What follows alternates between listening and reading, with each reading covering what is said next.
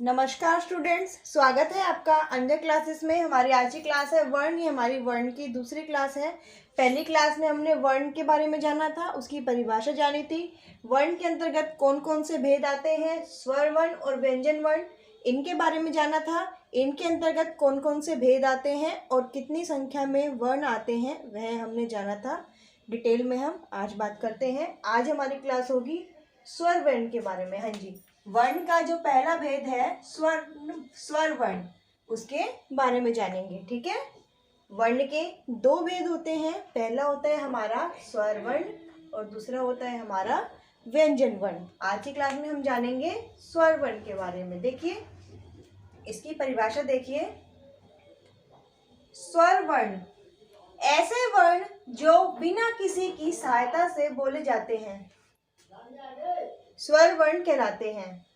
अब आप देखिए, बिना किसी की सहायता अर्थात बिना किसी अन्य वर्ण की सहायता से जो बोले जाते हैं वह स्वर वर्ण कहलाते हैं। देखिए स्वर वर्ण की संख्या कितनी है, हमारी 13 है। इसमें जो 11 है वो हमारे वर्ण हैं, सिर्फ वर्ण है। 11 हमारे क्या हैं, वर्ण है। और जो 2 है वो है हमारे अयोगवाह। एक बार इसको पढ़ते हैं फिर दोबारा बात करते हैं इसके बारे में। देखिए जो हमारे वर्ण हैं वो 11 हैं, लिखा हुआ है ना। वर्ण कितने हैं हमारे, 11 हैं। देखिए कौन कौन से होते हैं। अ अनार से लेके औ औरतों तक जो है हमारे सभी साधारण वर्ण हैं। अर्थात वर्ण तो देखो सभी है ना, लेकिन कुछ क्या है, स्वर है, कुछ हमारे व्यंजन है ना। कुछ स्वर्ण वर्ण है और कुछ व्यंजन वर्ण है।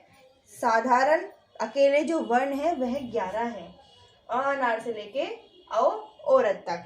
ठीक है, और जो फिर ये 2 है, ये क्या हुए हमारे, ये हुए हमारे 2 अयोगवाह। क्या बोलते हैं इन्हें, अयोगवाह, अनुस्वार और विसर्ग।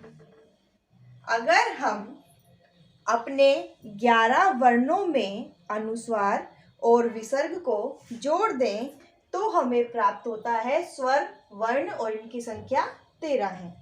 ठीक है, अगर हम अपने वर्णों में अनुस्वार और विसर्ग अर्थात अयोगवाह को जोड़ दें तो इनकी संख्या कितनी हो जाती है, 13। अगर आपसे पूछा जाए कि वर्णों की संख्या कितनी है, 11 है। स्वर वर्णों की संख्या कितनी है, 13 है।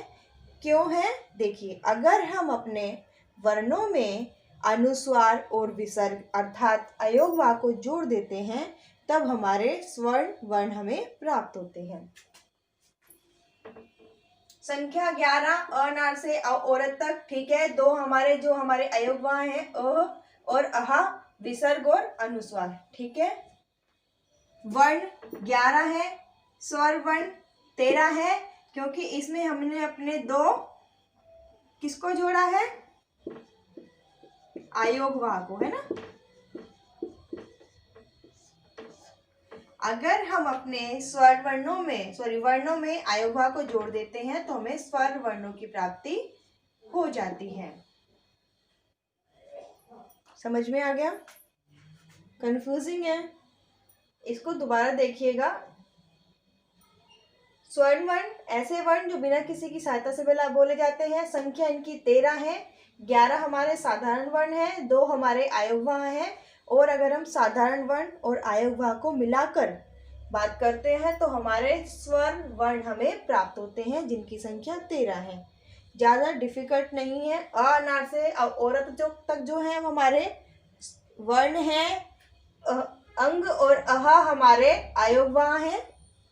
ठीक है, अब देखिए स्वर वर्णों के 3 भेद होते हैं। पिछली क्लास में हमने देखा था कि स्वर वर्णों के कितने भेद होते हैं, 3 भेद होते हैं। पहला होता है हमारा ह्रस्व, दूसरा होता है दीर्घ और तीसरा होता है प्लुत। ठीक है, अब इनकी परिभाषा देखते हैं। ह्रस्व स्वर किसे कहते हैं, जिन वर्णों के उच्चारण में कम समय लगता है उन्हें ह्रस्व स्वर कहते हैं। हाँ जी, जिन वर्णों के उच्चारण में कम समय लगता है। अब आप इन सब परिभाषा को छोड़िए, एक चीज देखिए, वर्णों की संख्या कितनी है, 13 है। ठीक है, स्वर्ण वर्णों की संख्या कितनी है, 13 है, वो भी छोड़िए। वर्ण कितने हैं, 11 हैं। ठीक है, ये जो स्वर्ण वर्णों के भेद हैं वो इन्हीं 11 में से होंगे, है ना। स्वर्ण वर्णों के जो भेद हैं वो इन्हीं 11 में से होंगे, इन 11 में से ही होंगे ना, इन्हीं 11 में से होंगे। अब आप देखिए, जिन वर्णों के उच्चारण में कम समय लगता है, अब आप बताइए कि यहाँ से लेके यहाँ तक जो सबसे कम समय है किसके उच्चारण में लगता है। पढ़ा है ना आपने, छोटे आ से अनार, बड़े आ से आम, छोटी से इमली, बड़ी से ईख। जो ये छोटे छोटे हैं ना, उनके उच्चारण में कम समय लगेगा। छोटे आ से अनार, छोटी से इमली, छोटे ऊ से उल्लू, है ना। और ये छोटे से एड़ी तो नहीं आएगा, और ये री से ऋषि। ठीक है, अब आप देखिए, जिन वर्णों के उच्चारण में कम समय लगता है उन्हें ह्रस्व स्वर कहते हैं। कम समय किस में लगता है, जिसे हम छोटा छोटा बोलते हैं। छोटे से एड़ी में एक आता है ना, तो इसीलिए नहीं होगा ये। तो इनकी संख्या कितनी होती है, 4। अ, ई, उ, री। ठीक है, छोटे आ से अनार, छोटी से इमली, छोटे ऊ से उल्लू, री से ऋषि। कितनी संख्या हुई इनकी, 4 हुई। अब आप बोलोगे ये अ और ये औ क्यों नहीं आया। देखिए, ये अपने आप में एक मात्रा लिए बैठे हैं, है ना, अपने आप में एक मात्रा लिए बैठे हैं, और इनके उच्चारण में अपेक्षाकृत समय थोड़ा ज्यादा लग रहा है। तो ह्रस्व वर्णों की स्वर की संख्या कितनी हुई, 4। कितनी हुई, ह्रस्व स्वरों की संख्या हुई हमारी 4। स्वर वर्ण के दूसरा भेद है हमारा दीर्घ। देखिए, दीर्घ स्वर में क्या होता है, जिन वर्णों के उच्चारण में दुगुना समय लगता है, कितना, 2 गुना समय लगता है, उन्हें दीर्घ स्वर कहते हैं। छोटे आ से अनार, बड़े आ से आम, छोटी से इमली, बड़ी ई से ईख। जो भी बड़ा है उसको बोलने में ज्यादा समय लग रहा है ना, तो वह क्या हुए, हमारे दीर्घ स्वर हुए। बड़े आ से आम, बड़ी ई से ईख, छोटे ऊ से उल्लू, बड़े ऊ से ऊन, छोटे ए से एड़ी, बड़े ए से ऐनक, औखली, औरत। ये जो बड़े बड़े हैं, जिसमें हम बचपन से पढ़ते आ रहे हैं, बड़े बड़े, तो वह क्या हुआ, हमारा दीर्घ स्वर हुआ। ठीक है, बड़े से क्या हुआ, दीर्घ स्वर हुआ। जैसे हम छोटे से नार, वह हुए हमारे ह्रस्व स्वर। समझ में आ गया।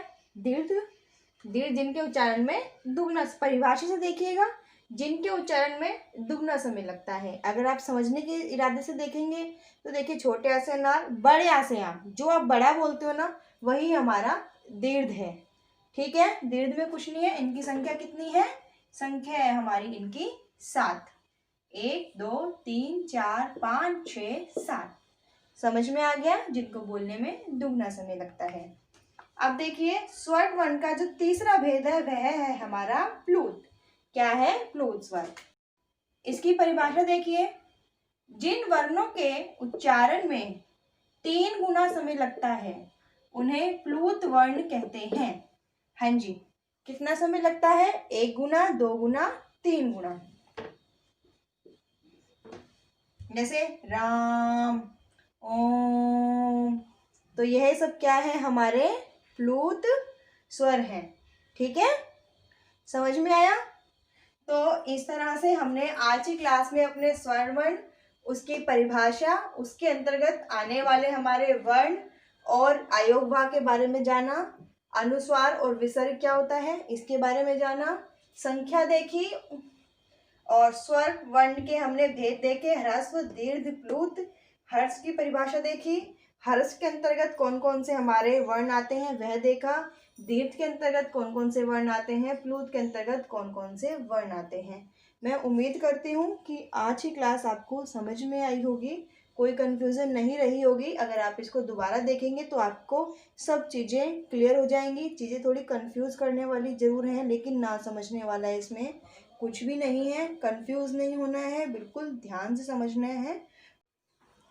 और अगर आपको आज की क्लास अच्छी लगी है तो चैनल को लाइक करना है, शेयर करना है, सब्सक्राइब करना है, और हमें कमेंट करके बताना है कि आपको आज की क्लास कितने % समझ में आई है। और अगर आप चाहते हो कि मैं किसी अन्य टॉपिक पर वीडियो बनाऊं तो आप मुझे कमेंट बॉक्स में लिखिएगा। मैं कोशिश करती हूँ आपकी समस्या को सॉल्व करने की। तब तक के लिए थैंक यू।